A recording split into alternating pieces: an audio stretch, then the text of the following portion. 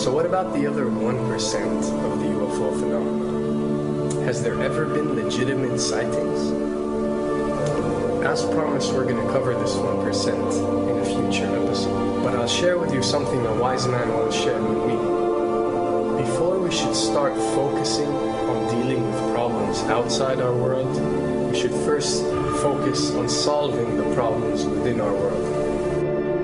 And before you can start solving problems within your world, you first have to solve problems within yourself and within your surrounding environment of family and friends. So basically what I'm trying to say is that we have priorities that we need to focus on first and foremost so we can successfully build our lives and our minds.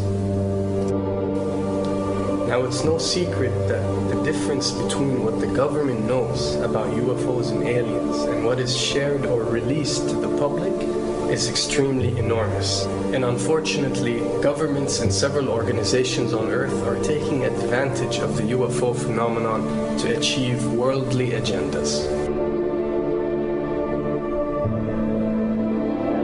We see particle beams, huge ones, firing at things that are, you were saying 200,000 Gs. Yep. I mean, go over that. Well, because I think it's part of a test for if there are bad guys out there. Or maybe they're doing preparations for factions. We may be looking at more than one faction. Remember, these groups tend to fragment. They fractally fragment so that you have wars within wars within wars. You know, but why would NASA release that footage?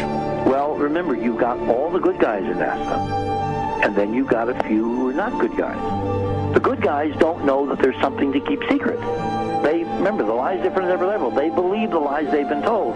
So when you set up a structure, an institution, which is supposed to be open and above board and is supposed to present live TV of the shuttle missions, they present live TV. Now, the controllers can't say, oh, well, you can broadcast this, but you can't broadcast that. Because the honest guys will then say, sure. Well, why can't we broadcast that? So people always say if this was happening, it would come out, and it is coming out. Well, I mean, I agree with you. When you've got the Catholic Church saying we need to love the aliens, they're our brothers, when you've got every major denomination saying it, when you've got all the movies, and you've got, in the 80s, huge programs at the Olympics with aliens landing, fake aliens, and you've got huge things the size of 3 football fields floating over Dallas and stuff all over the place.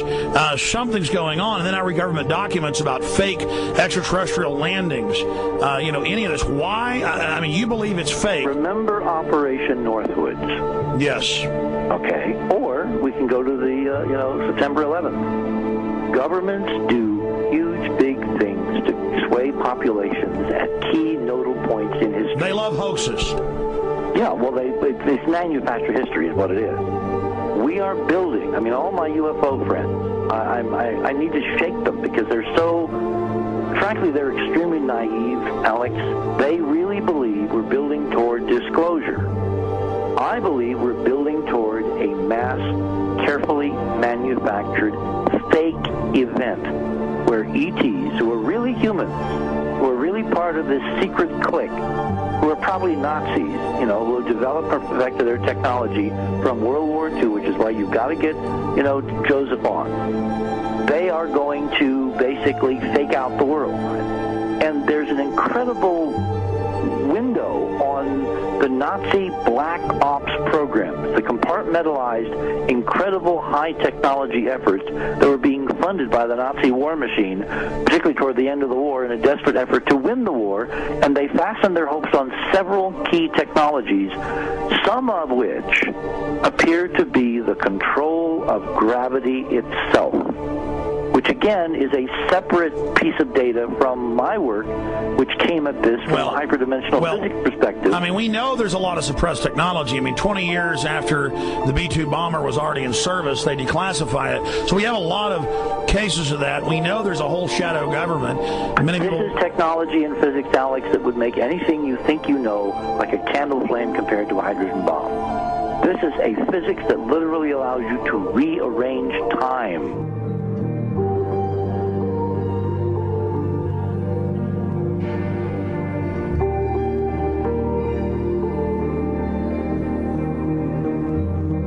experiment. But I mean, imagine you've got all these compartments in these pyramids within pyramids of compartmentalization. That's why that's the New World Order symbol.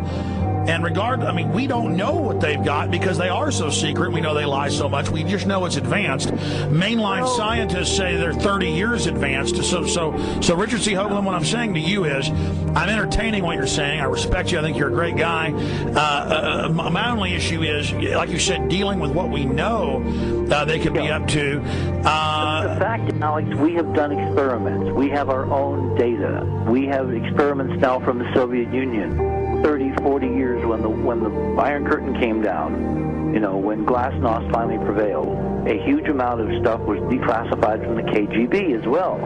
And we now have put this data together. We not only know what the physics is, we know what it can do, we know what it's based on, we know how to make it work. We've seen in our own experiments ample evidence. We've seen experiments across the American landscape and even in Europe that vindicate various parts of this. And the latest thing I'm working on, it looks like von Braun himself was deeply involved in some of this early physics experimentation, but they're keeping all the good stuff for themselves. The reason is that if we got access to the good stuff, if we got access to the technologies, the energy, we wouldn't be worried about $4, $5 a gallon gas or $10 a gallon gas.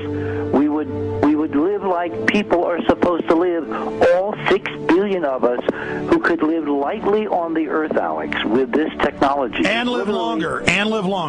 Absolutely, and better, and you could live to 200-300 and have the virility of your 20s and 30s. There's extraordinary medical breakthroughs, there's extraordinary physics breakthroughs, technology breakthroughs, energy. It's all been kept away.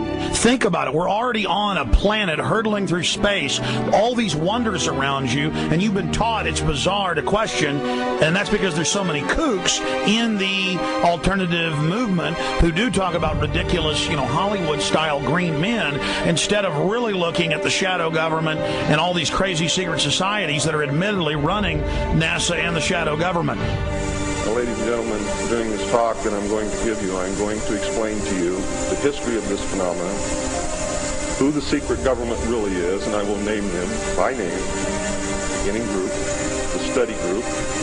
I will tell you who they are today. I'm going to tell you what this is all about. I'm going to tell you who's selling drugs to your children, and I'm going to tell you why the United States government is afraid for you to find out what the truth is regarding UFOs.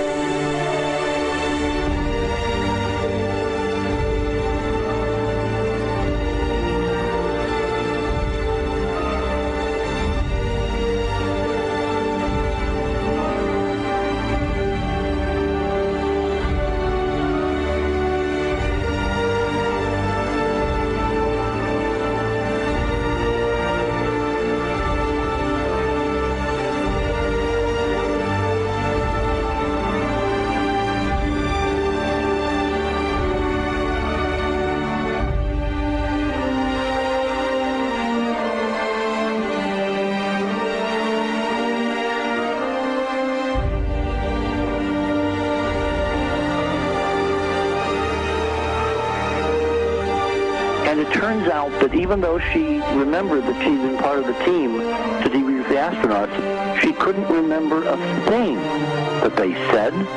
She couldn't remember why she no longer was working with NASA.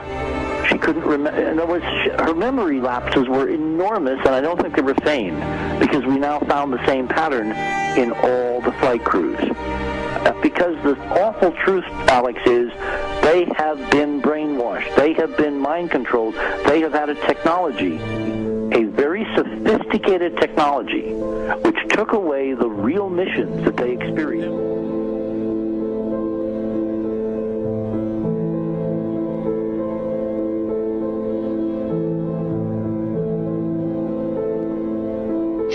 Sorry.